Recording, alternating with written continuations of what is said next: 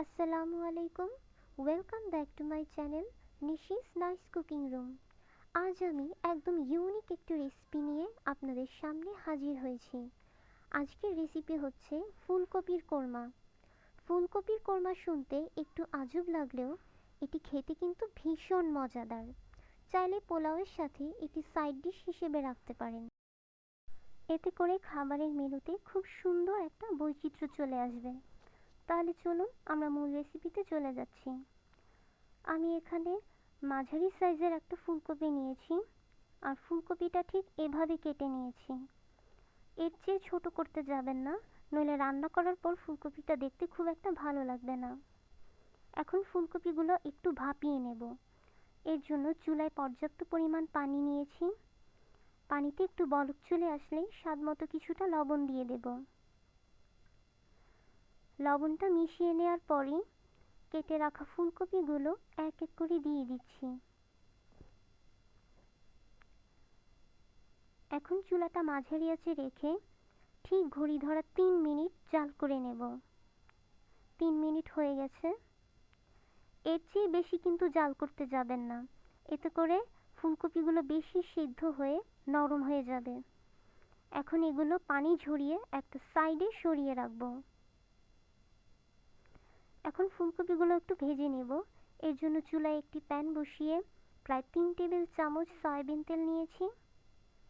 তেলটা হালকা গরম হয়ে আসলে ফুলকপিগুলো এক এক করে দিয়ে দিব।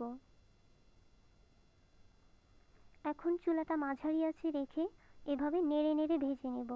আর অবশ্যই এভাবে নাড়তে হবে, কারণ নইলে দেখা যাবে যে একটা পাশ ভালোভাবে ভাজা হয়েছে কিন্তু অন্য পাশ ঠিকমতো ভাজা হয়নি। ঠিক এরকম হালকা লাল হয়ে আসলেই ফুলকপিগুলো উঠিয়ে রাখব। এর চেয়ে বেশি ভাজলে কিন্তু টেস্ট আর রং দুটোই খারাপ হয়ে যাবে। এখন একটা মশলা তৈরি করব। এর জন্য প্রায় 1 কাপ পেঁয়াজ কুচি নিয়েছি, 3টা কাঠবাদাম নিয়েছি।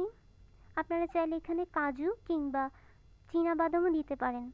1 চা চামচ ধনের গুঁড়ো দিচ্ছি, আধা চা চামচ লবণ দিয়ে দিচ্ছি, তবে লবণটা আপনারা স্বাদ মতো দিবেন।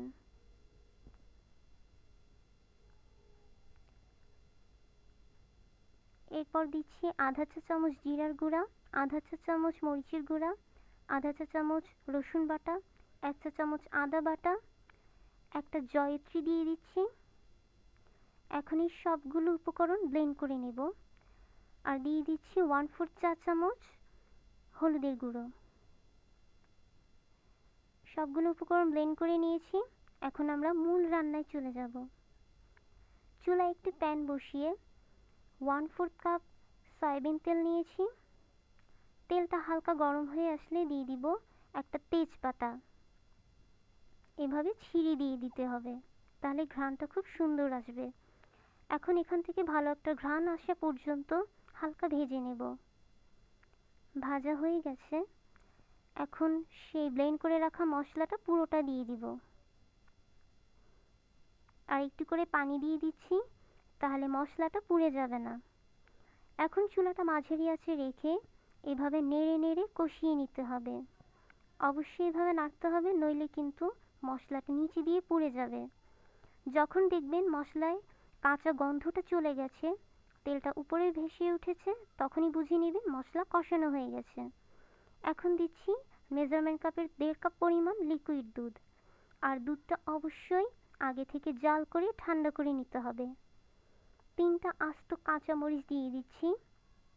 মরিচটা কিন্তু ছিঁড়ে দিবেন না, তাহলে কিন্তু একদম ঝাল ঝাল হয়ে যাবে।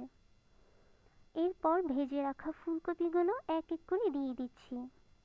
এখন চুলাটা মাঝারি আঁচে রেখে একটু জাল করে নিব, যাতে ঝোলটা একটু ঘন হয়ে আসে। আপনারা দেখতে পাচ্ছেন ঝোলটা কিন্তু যথেষ্ট ঘন হয়ে এসেছে। আমি এর চেয়ে বেশি ঘন করব না, কারণ এটা ঠান্ডা হতে হতে কিন্তু অনেকটা ঘন হয়ে আসবে। দিচ্ছি 1 চা চামচ চিনি। এরপর দিচ্ছি 1 চা চামচ ঘি। এই পর্যায়ে কিন্তু ঘিটা অবশ্যই দিবেন, তাহলে খুব সুন্দর একটা ঘ্রাণ আসবে। এখন সবগুলো উপকরণ মিশিয়ে দিয়ে 5 মিনিট দমে রেখে দেব। তাহলেই তৈরি হয়ে যাবে ফুলকপির কোরমা।